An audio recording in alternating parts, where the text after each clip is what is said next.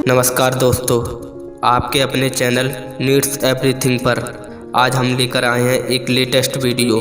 बंदूक कैसे चलाई जाती है इसके बारे में बताएंगे।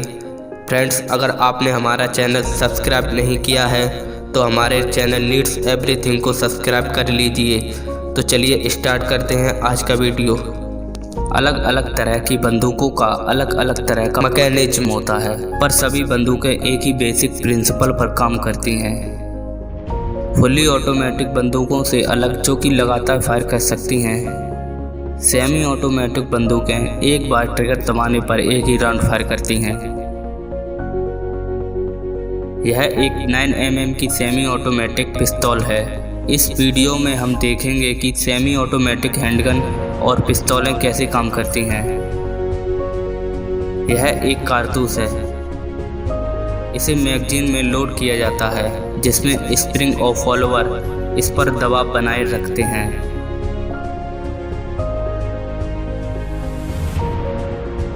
मैगजीन का डिजाइन कुछ इस प्रकार का होता है कि कारतूस आगे स्लाइड होकर ही बाहर आ सकता है। इस मैगजीन को बंदूक में रखा जाता है।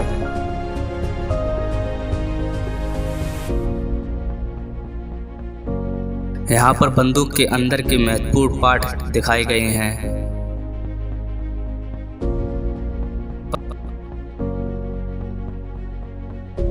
स्प्रिंग के अंगेस्ट स्लाइडर को हाथ से पीछे खींचा जाता है। इसके साथ कई चीजें एक साथ होती हैं, जिन्हें हम एक एक करके देखेंगे। स्लाइडर के मूवमेंट के कारण हैमर पीछे आता है। हैमर स्ट्रोक के जरिए मेन स्प्रिंग से जुड़ा होता है और इसलिए मेन स्प्रिंग को दबा देता है।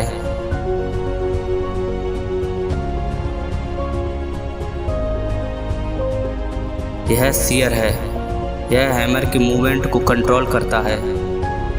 जब स्लाइडर पीछे आता है तब सीयर लीव स्प्रिंग के दबाव में हैमर के साथ इंगेज हो जाता है और हैमर को वापस जाने से रोकता है। जब स्लाइडर को छोड़ दिया जाता है तब रिकॉइल स्प्रिंग के कारण स्लाइडर अपनी पहले वाली स्थिति में चला जाता है, जबकि हैमर सीयर के कारण अपनी स्थिति में बना रहता है। इस प्रक्रिया को कोकिंग कहते हैं। जब स्लाइडर पीछे आता है तो उस पर बने प्रोजेक्शन बैरल को पीछे की ओर धकेलते हैं, जिसके कारण बैरल कुछ नीचे हो जाता है और इसलिए इसमें कारतूस आसानी से भरा जा सकता है। जब स्लाइडर वापस लौट रहा होता है तो यह एक कारतूस बैरल में ले जाता है और बैरल को अपनी पहले वाली स्थिति में धकेल देता है। कारतूस का पिछला हिस्सा एक्सट्रैक्टर में फंस जाता है, जो कि स्लाइडर से जुड़ा होता है। पिस्तौल अब फायर करने के लिए तैयार है। जब ट्रिगर दबाया जाता है, सीयर डिस्कनेक्टर के माध्यम से ढकेल दिया जाता है, जिसके कारण यह हैमर से डिसएंगेज हो जाता है।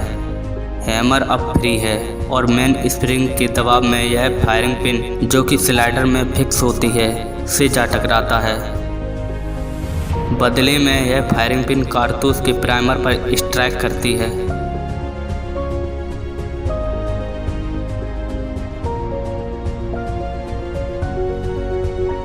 प्राइमर में इम्पैक्ट सेंसिटिव एक्सप्लोसिव होता है, जो फायरिंग पिन के टकराने की वजह से जल जाता है।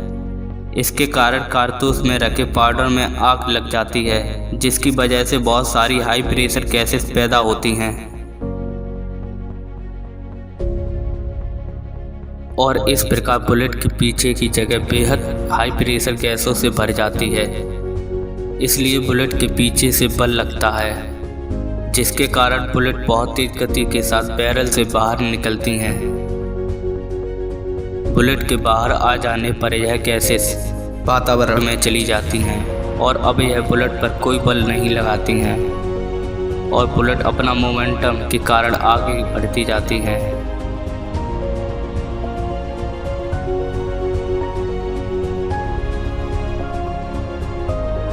बैरल में लकीरें और कुछ खांचे बने होते हैं, जो आगे बढ़ते समय बुलेट को स्थिरता के लिए घुमा देते हैं।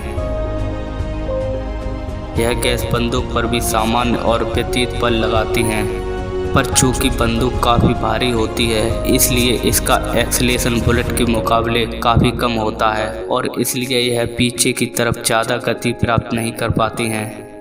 विस्फोट की कुछ एनर्जी स्लाइडर को पीछे धकेलने में इस्तेमाल हो जाती है। गैस या खोखा स्लाइडर के साथ पीछे आता है और इजेक्टर की मदद से बाहर निकाल दिया जाता है।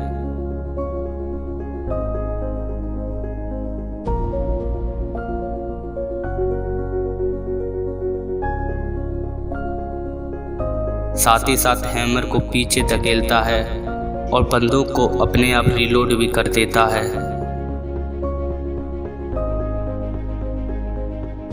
और बंदूक अब अगला राउंड फायर करने के लिए तैयार है।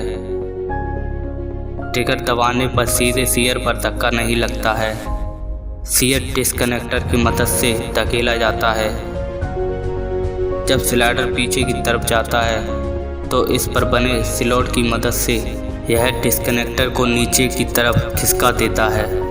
अब ट्रिगर और सीयर अलग हो गए हैं और इसलिए ट्रिगर दबे होने पर भी सीयर हैमर के साथ इंगेज हो सकता है। जब ट्रिगर छोड़ दिया जाता है तब डिस्कनेक्टर लीव स्प्रिंग के दबाव के कारण स्लाइडर के स्लॉट में चला जाता है और अब बंदूक फिर से फायर की जा सकती है। ग्रिप सेफ्टी अपने आप फायर करने से रोकती है। जब बंदूक को हाथ से पकड़ लिया जाता है तभी ट्रिगर डिस्कनेक्टर के जरिए सीयर को मूव कर सकता है। आपने अभी तक हमारे चैनल नीड्स एवरीथिंग को सब्सक्राइब नहीं किया है तो प्लीज़ हमारे चैनल को सब्सक्राइब कर लीजिए और उसके बगल में छोटा सा बेल आइकन है उस पर भी क्लिक कर दीजिए ताकि टाइम टू टाइम आपको नोटिफिकेशन मिलता रहे। जय हिंद, जय भारत।